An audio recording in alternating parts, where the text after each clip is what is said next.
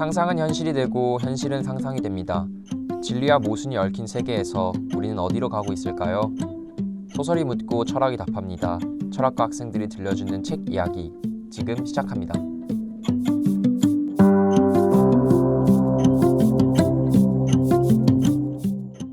안녕하세요. 저는 차준한이고요. 저는 박지민입니다. 네, 지민씨, 저희가 오랜만에 이렇게 만난 것 같은데요. 요즘 어떻게 지내고 계세요? 저는 이제 일을 시작해가지고 일도 하고 이렇게 촬영 준비도 하고 진짜 너무 바쁘게 지내고 있습니다. 근데 준한 씨는 제가 알기로는 수업 딱 하나 들으시는데 그럼 이 남는 시간 도대체 뭐 하고 계신지? 처음부터 이렇게 치고 들어오시겠다. 사실 저도 잘 모르겠어요. 이게 제가 막 뭘 하면서 바쁘게 지내고 있긴 하거든요. 아무래도 제가 수업을 하나 듣는다는 걸 주변에서 알고 계셔가지고 이것저것 좀 같이 하자라고 많이 제안을 해주시는 것 같아요. 그래서 저도 시간이 있으니까 그런 거 다 오케이 하다 보니까 자잘자잘한 것들을 조금씩 하고 있는 것 같습니다. 그러니까 정리해보자면 놀고 계시다. 알겠습니다. 요즘 또 창업에 또 관심이 있으시다고 들었는데. 맞습니다. 제가 또 창업 동아리도 들어가고 해가지고 이것저것 해보고 있는데 창업이 쉽지 않습니다. 저희 책방 해볼까요? 멋있잖아요, 책방 사장님.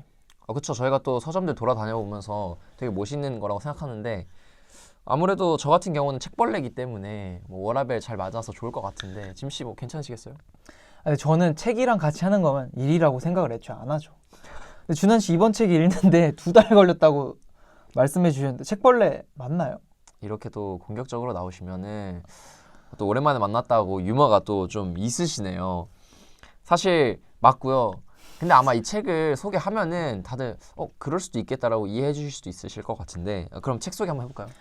아니죠. 저희 책방 먼저 소개해야죠. 오랜만에 촬영하다 보니까 준한 씨 좀 감을 잃으셨어요. 맞습니다. 좀 잃은 것 같아요. 이번엔 저희가 서촌 그 책방에 다녀왔었죠. 저는 서촌을 갈 일이 거의 없어서 정말 오랜만에 갔다 왔는데 오랜만에 가서 정말 멋있는 곳이었던 것 같습니다. 맞아요. 개인적으로 저는 그 서촌의 그 감성이 되게 좋은 것 같아요. 뭔가 따뜻한 봄 같달까요? 물론 저희가 간 날은 굉장히 춥긴 했습니다만 근데도 그 어떤 따스함이 그 근방에 자리하고 있는 것 같아서 저는 개인적으로 좋아합니다. 네, 맞아요. 저희가 간 날 날씨가 진짜 조금 쌀쌀했는데 준하 씨가 또 멋부린다고 얇은 옷 하나만 입고 다녔던 기억이 나네요. 짐씨, 원래 패션 피플들은 날씨 신경 쓰지 않습니다. 네, 알겠습니다. 아무튼 책방지기님께서 이렇게 책마다 추천하는 멘트를 하나씩 써서 붙여 놓으셨는데 그 멘트가 좀 굉장히 인상 깊은 서점 책방이었던 것 같습니다. 저도 그렇게 생각합니다. 근데 아무래도 내부 촬영은 좀 어렵다고 하셔서 VCR이 없을 수 있다는 점을 좀 양해해 주시면 감사할 것 같고요. 그럼 이제 진짜로 책 소개를 한번 해보도록 하겠습니다. 네, 오늘 소개드릴 책은 물고기는 존재하지 않는다입니다. 우선 이 책은 소설책이 아닙니다. 논픽션 에세이인데요. 저희가 처음에 소설책만을 다루겠다고 했는데 왜 논픽션 에세이를 들고 왔냐? 준한 씨가 한번 말씀해 주시죠. 저랑 좀 관련이 있는데 사실 솔직하게 말하면 몰랐습니다. 이게 소설책인 줄 알았어요. 그러니까 그 지미 씨보다 제가 조금 먼저 소천에 도착해서 그 책방에 먼저 가서 좀 구경을 하고 있었어요. 근데 그 말씀해 주신 것처럼 책방 지인님께서 소개글을 간단하게 좀 적어 두셨거든요. 근데 거기에 베스트셀러를 무조건 의심하는 눈초리도 부숴야 할 기질이다 라는 말이 있었어요. 근데 이 말이 제가 꽂힌 거예요. 왜냐면 제가 딱 그런 사람이기 때문에 꽂혀서 이 책이다 싶었던 것 같습니다. 그렇게 소설책인 줄 알고 막 읽어가다가 이상하게 이게 소설인가 싶은 부분들이 좀 있더라고요. 그래서 나중에 확인을 한번 해보니까 이게 논픽션 에세이다라는 거를 뒤늦게 알게 된 경험이 있습니다. 그리고 저희가 일부러 책방에 가기 전에 미리 책을 찾아보거나 책을 사고 나서도 영향을 받을까 봐 후기 같은 걸 좀 잘 안 찾아보잖아요. 맞아요. 그래서 다 읽고 혼자 생각을 해보다가 이제 인터넷 검색을 좀 해봤는데 소설이 아니더라고요. 전 내용이 너무 흥미진진해서 진짜 소설인 줄 알았습니다. 그런데 저희가 얘기를 계속 해보니까 책 내용도 좋은 것 같고 저희끼리 이야기할 거리가 많은 것 같아서 이렇게 들고 오게 되었습니다. 맞습니다. 그럼 이제 바로 줄거리 소개 한번 해보도록 할까요? 네, 이 책은 총 13장으로 이루어져 있습니다. 크게는 두 부분으로 나눌 수 있을 것 같아요. 1장부터 8장까지는 어류학자였던 데이비드 스타 조던의 일대기가 시간 순서대로 펼쳐지죠. 작가인 룰루 빌런은 조던에게서 자신이 가진 궁극적 물음에 대한 답을 찾을 수 있다고 믿었습니다. 그녀는 우린 세상에서 하나도 중요하지 않고 어떤 의미도 없다고 생각하는 아버지의 영향을 받았는데요. 그녀는 우리가 중요하지 않다면 어떤 의미도 없다면 이 모든 건 뭐하러 하는 것인가에 대한 답을 찾고 싶었습니다. 한편 어류학자였던 조던은 대지진과 같은 재난으로 자신이 평생 동안 모아왔던 수천 마리의 물고기 샘플과 라벨이 뒤엉켜도 포기하지 않고 다시 분류 체계를 재정비했던 사람입니다. 혼란 속에서도 질서를 믿는 조던을 보며 자신과 닮아 있으면서도 다르다는 것을 느꼈죠. 그래서 그가 어떻게 그럴 수 있는지 궁금해하며 그의 삶을 추적해 갑니다. 그가 이끌었던 분류학이 세상을 이해할 수 있는 방법이라는 믿음을 가지고요. 9장부터 13장까지는 그렇게 앞에서 쌓아온 탑들을 처절하게 무너뜨리고 조던의 어두운 면을 집중 조명합니다. 제인 스탠퍼드 독살 의혹부터 우생학 운동, 강제 불임까지 그가 추구했던 질서가 통제와 억압의 도구가 되었던 현실을 보여주죠. 작가 밀러는 혼란스러웠습니다. 그녀는 조던이 주장했던 우생학에 동의할 수 없었죠. 자신이 맞이한 혼란을 풀어가기 위해 우생학으로 강제 수용과 불임 수술을 당했던 메리와 애나를 찾아갑니다. 그녀는 그들과 교류하며 자신만의 해답을 찾았고 그것은 바로 민들레 법칙입니다. 어떤 사람에게 민들레는 잡초처럼 보이겠지만 약초 채집가에게는 약재로, 화가에게는 염료로 보이죠. 민들레를 잡초로 보는 이 관점은 무수히 많은 관점 중 그저 하나의 관점이라는 겁니다. 우리가 중요하지 않다는 믿음도 우리가 중요하다는 믿음도 각각의 하나의 관점인 거죠. 이제 그녀는 우리가 중요하지 않다고 말했던 아버지의 말에 우리는 중요하다라는 반박을 할 수 있게 되었죠. 네, 하지만 우리가 중요한가?와 우리는 어디로 향해 가는가는 다른 물음이었습니다. 그녀는 우리가 가는 방향이 여전히 무라고 믿었죠.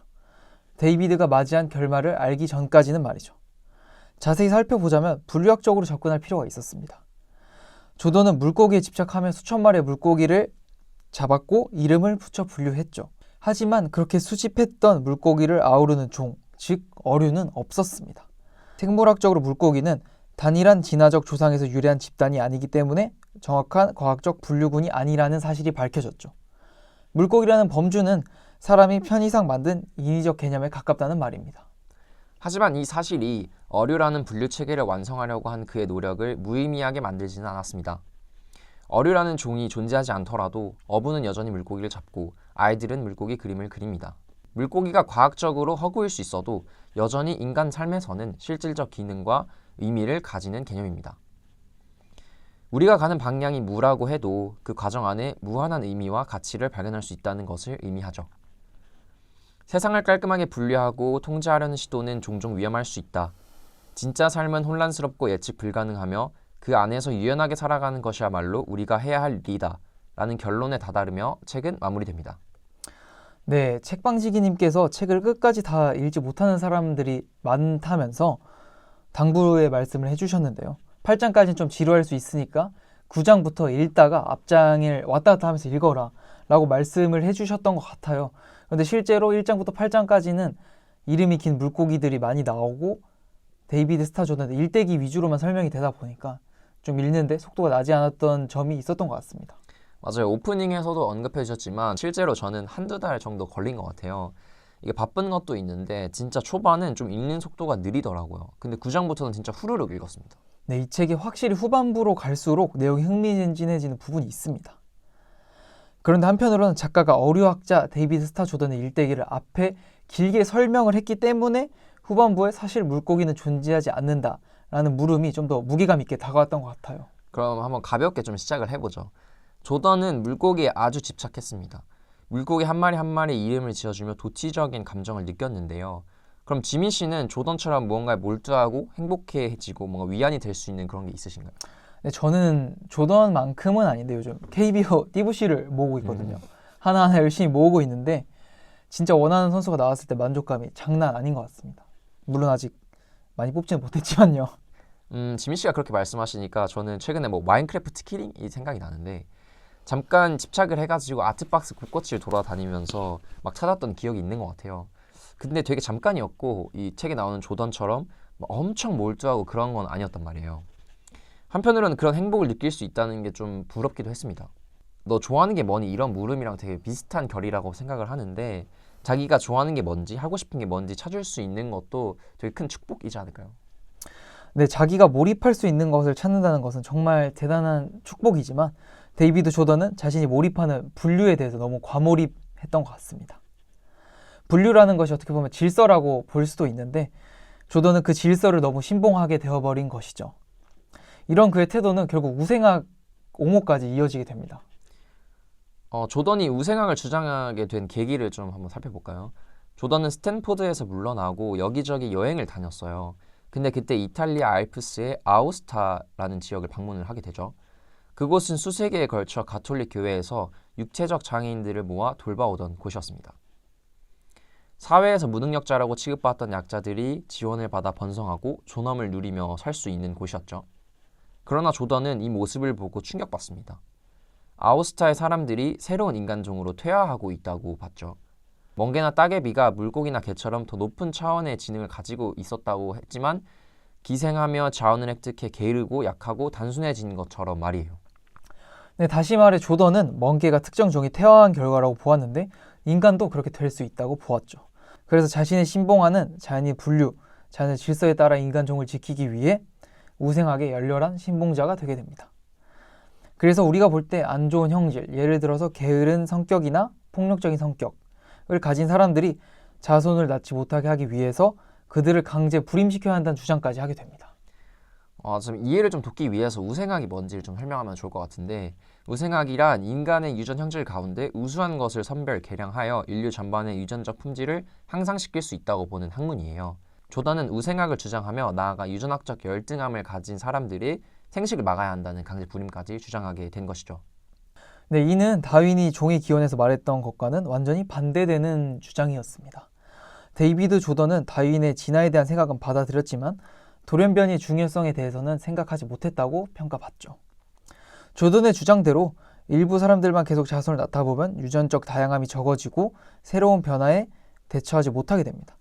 잘 안 와닿을 수 있어서 바나나를 예를 들어서 한번 설명드리도록 하겠습니다.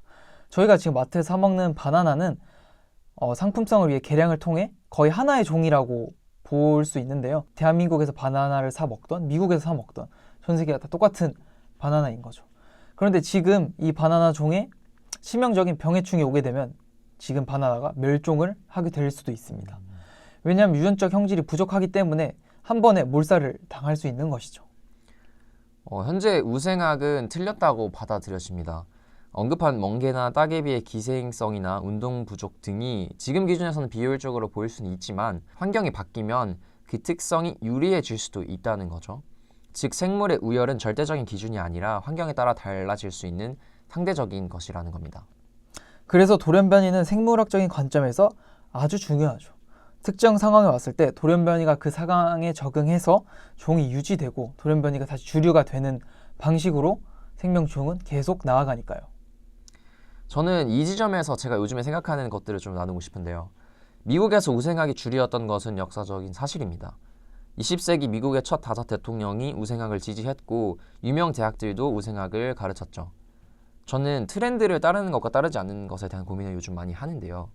한국은 특히 워낙 유행에 또 민감하잖아요. 저는 좀 반굴기질이 있어서 유행에 따르지 않는 거를 좀 선호하는 편인데 한편으로는 이게 도태되는 과정일 수도 있겠다라는 생각을 좀 하는 것 같아요. 근데 또 책처럼 트렌드를 빠르게 따라가다 보면 우생학을 지지하는 사람이 될 수도 있겠다는 생각도 들고 해서 요즘 인공지능이 트렌드다, 신기술을 받아들여야 된다 이런 말들 많이 하잖아요. 근데 이러다 보니까 저도 따라가야지 하는 생각도 들고 한편으로는 또 따라가는 게 맞나 이런 충돌을 계속해서 하고 있는 것 같습니다. 그쵸? 그때는 우생학 광풍이 불었고 많은 사람들이 그 유행에 올라타서 우생학이 옳다고 믿었습니다. 이런 현상은 충분히 우생학뿐만 아니라 다른 상황에도 적용을 해볼 수 있을 것 같습니다. 대세에 따르느냐, 대세에 따르지 않느냐. 그런데 그 트렌드 대세라는 게 그 당시에는 옳은지 그른지 파악하기가 정말 어려운 것 같아요.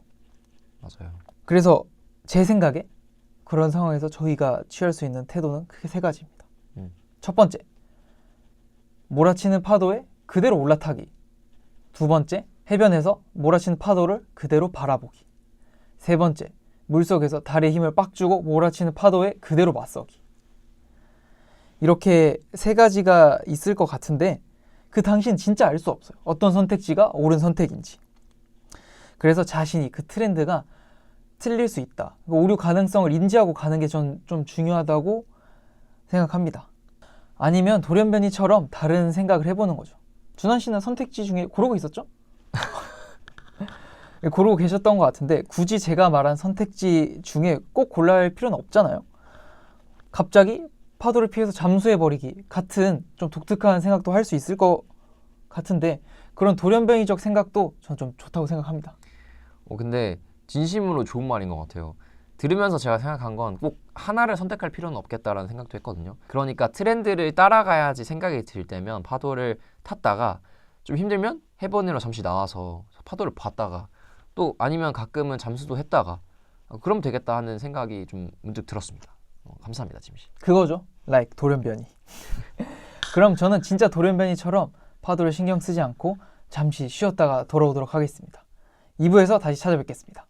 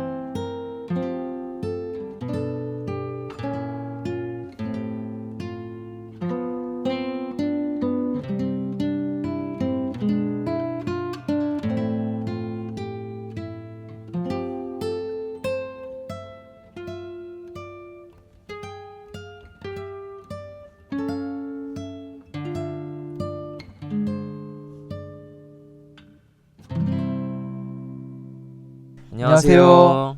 저는 박지민. 저는 차준환입니다. 네, 그럼 2부에서는 책 제목이자 책을 관통하는 말, 물고기는 존재하지 않는다에 대해서 좀 더 깊게 알아보도록 하겠습니다. 좀 더 정확히 말하면 어류는 존재하지 않는가라는 게 맞는 물음인 것 같아요. 줄거리 부분에서 언급했듯이 어류라는 종은 분류학적으로 존재하지 않습니다. 이게 무슨 말이냐? 예를 들어볼게요. 책에 나온 예시인데요. 소, 연어, 페어 이 세 가지 중에 나머지 둘과 다른 하나는 무엇일까요? 이 무리에서 관계가 가장 먼 것은 어떤 생물일까요? 제가 책을 안 읽었다면 당연히 소가 제일 거리가 멀다고 생각을 했을 것 같아요. 아니 왜냐하면 페어하고 연어는 물에서 같이 살고 소는 그냥 초원에서 사는데 아무래도 소가 제일 거리가 멀지 않을까요? 근데 페어와 소는 둘 다 호흡을 하게 해주는 폐와 유사한 기관이 있지만 연어는 없습니다. 또 페어와 소는 둘 다 후두개가 있지만 연어는 후두개가 없습니다. 마지막으로 페어의 심장은 연어의 심장보다는 소의 심장 구조와 비슷합니다. 따라서 페어는 연어보다는 소와 더 가깝습니다. 아니 이게 생물이라는 게 정말 좀 신기한 것 같아요. 어떻게 보면 페어하고 연어가 그냥 딱 봐도 같은 종처럼 생겼는데 분류학적으로 보면 거리가 좀 멀다는 사실이 좀 신기한 것 같습니다. 이 밖에도 새들이 공룡과 가깝다는 사실, 버섯이 식물보다 동물에 가깝다는 사실이 또 있을 수 있겠네요. 또 다른 것들도 좀 있을 것 같은데 좀 더 자세하게 한번 설명해 주세요. 네, 이게 그러니까 물에 산다고 다 어류라고 부르는 것은 마치 산에 사는 동물들을 모두 다 산 어류라고 부르는 것과 똑같은 겁니다. 산에는 정말 다양한 생물 종이 살고 있잖아요. 버섯도 있고 나무도 있고 곰도 있고 고라니도 있고 산에서 막걸리 마시는 준하 씨도 계실 수도 있는데 그거를 다 그냥 뭉뚱그려서 산 어류라고 부르는 것이죠. 그러면 이게 막걸리 마시는 준한 씨하고 버섯하고 같은 종이 될 수도 있는 거예요. 뭔가 제 이름이 나오니까 확실히 이해가 되는 것 같은데요. 아무튼 이 말은 데이비드 스타 조던이 집착하고 평생을 바쳤던 그 범주는 결코 단 한 번도 존재한 적이 없다는 것이죠. 조던이 그렇게 열심히 이름을 붙이고 다녔는데 결국은 허무한 것이 되어버렸죠. 그런데 이 이름을 붙인다는 것이 좀 단순한 행위가 아니라 좀 복잡한 의미를 가지고 있더라고요. 맞아요. 이게 철학적 개념으로도 설명을 해볼 수가 있습니다. 5장은 이런 문구로 시작을 해요. 철학에는 어떤 것들이 이름을 얻기 전까지 존재하지 않는다고 보는 사상이 있다. 이건 철학에서 유명론과 실제론에 관한 이야기인 것 같은데요. 간략하게 설명드리자면 먼저 형이상학적 실제로는 보편자의 독립적 실제를 인정하는 입장입니다. 동일한 속성이 여러 개체에 걸쳐 공통으로 존재한다는 거죠. 반면 유명론은 보편자의 존재를 부정하고 사물의 속성은 단지 개별 사물에만 속하는 것이라고 보는 관점입니다. 아니 근데 이게 하나도 안 간단한 것 같은데 좀 더 쉽게 설명해 주셔야 될 것 같아요. 아마 지민 씨는 아는데 좀 쉽게 설명해 달라는 의미인 것 같아요. 예를 들어 설명을 한번 해볼게요. 빨간 사과가 있다고 가정을 한번 해봅시다. 실제론자는 모든 빨간 사과는 동일한 빨간색이라는 보편자를 공유한다고 봅니다. 반면 유명론자는 빨간색이 실제적 존재가 아니라 각각의 사과에 부여된 이름 또는 언어적 편이라고 보는 그런 것이죠. 이처럼 언어와 대응하는 어떤 것이 외부 세계에 있는가 하는 문제는 철학사적으로도 굉장히 좀 주요한 주제였습니다. 예를 들어 비트겐슈타인은 초기엔 언어가 세계를 정확히 반영한다고 보았지만 후기에는 언어의 의미는 그 사용 방식에 달려있다고 했죠. 물고기라는 말도 우리가 어떻게 쓰는지에 따라 달라질 수 있는 거죠. 또 논리실증주의자들은 의미 있는 말은 검증 가능해야 한다고 보았는데 이러한 관점에서 보면 물고기는 생물학적으로는 제정이 될 수 있지만 일상적인 관점에서는 여전히 의미가 있죠. 실용주의 철학하고도 관련이 있는데요. 어떤 개념이 실제로 잘 작동하고 삶에 도움이 된다면 그 자체로 의미가 있다는 입장이죠. 물고기란 말이 어류라는 말이 좀 틀릴 수 있어도 저희가 계속 잘 쓰고 있으니까요. 마지막으로 무어의 상식 철학은 내 앞에 손이 있다와 같은 일상적인 물음은 의심할 필요가 없다고 보았습니다. 물고기가 있다는 어류라는 말도 그렇게 뿌리내린 상식이 될 수 있는 거죠. 역사적으로 많은 논쟁이 있었던 것을 보면 언어와 세계에는 밀접한 관련이 있으면서도 또 굉장히 설명하기 어렵고 복잡한 영역이라는 것 같습니다. 그러니까 이게 딱 하나로 정리되기는 좀 어려운 것 같습니다. 이 말도 맞는 것 같고 좀 저 말도 맞는 것 같고. 맞아요. 그럼 다시 좀 돌아와서 물고기라는 즉 어류라는 범주가 한 번도 존재한 적 없다는 것이 과연 우리에게 어떤 영향을 줄까요? 그럼 준한 씨가 먼저 답해 주실래요? 물고기, 사실 어류가 존재하지 않는다는 것을 알았을 때 어떤 기분이었는지. 저는 좀 신기했어요. 이 책을 보면서 처음 알게 된 정보였거든요. 사실 이 부분이 이게 소설인가 진짠가 싶었던 부분이기도 해요. 이게 진짜 과학적으로 아닌 건지 아니면 그냥 소설 속에서만 아닌 건지 싶어서 제가 챗GPT한테 한번 물어봤습니다. 그랬더니 진짜라는 거예요. 그래서 여러모로 신기하기도 했고 충격적이기도 했는데요. 어류가 존재한 적 없다는 것과 또 이 책이 소설책이 아니라는 점에서 충격을 받았던 것 같습니다. 지민 씨는? 근데 저는 물고기, 어류가 존재하지 않는다는 거 알았을 때 그날 진짜 제 세상이 무너지는 줄 알았어요. 근데 난 이거 읽고 보니까 충분히 그럴 수도 있다는 생각이 좀 들었습니다. 왜냐하면 바다라는 곳이 저희가 살고 있는 육지보다 면적도 훨씬 넓은 데다가 깊이도 있으니까 엄청나게 좀 넓은 공간인데 그곳에 사는 생물들을 그냥 모두 어류라고 지금까지 불렀잖아요. 책을 읽고 다시 생각을 해보니 지금까지 그런 생각이 너무 많은 오류 가능성을 내포하고 있었다라는 생각이 들었습니다. 그럼 책에서는 어떻게 말하고 있는지 한번 살펴볼까요? 대표적으로 책 속에 소개되는 분리학자 캐럴 계속 유는 어류를 놓아주는 것이 힘들었다라고 합니다. 그러니까 관련 공부를 하는 사람들은 아무래도 받아들이기가 힘들겠죠. 그럼에도 어쨌거나 그들은 충격과 함께 이 사실을 받아들여야만 합니다. 네, 그럼 관련 종사자가 아닌 사람들은 어떻게 느꼈을까요? 작가인 룰루 밀러는 제가 준한 씨한테 물어봤던 것처럼 주변의 여러 사람들에게 이 질문을 물어보게 됩니다. 먼저 어부에게 물어봤을 때 그 어부는 기름진 숭어를 작가 앞에 탁 내려놓으면서 자기는 별로 상관없다 라는 태도를 취했고 작가의 아버지께도 물어봤는데 자신은 이제 그것을 받아들이기에 너무 늙었다 라는 답변을 얻습니다. 그런데 언니에게서 이 책의 전체를 관통하는 답변을 들을 수 있었습니다. 언니는 물고기를 놓아버리는 게 아무 문제 없었죠. 피할 수 없는 사실이니까 인간은 원래 곧잘 틀리잖아. 성장한다는 건 자신에 대한 다른 사람들의 말을 더 이상 믿지 않는 법을 배우는 거야 라고 말했습니다. 이 모든 가치 판단이 상대적이며 우리가 중요하다고 여기는 것 또한 하나의 관점일 수 있음을 시사합니다. 물고기라는 개념이 과학적으로는 허상일지라도 사람들은 여전히 그것을 중심으로 살아갑니다. 물을 향한 여정 속에서도 우리는 끊임없이 의미를 부여하며 살아가죠.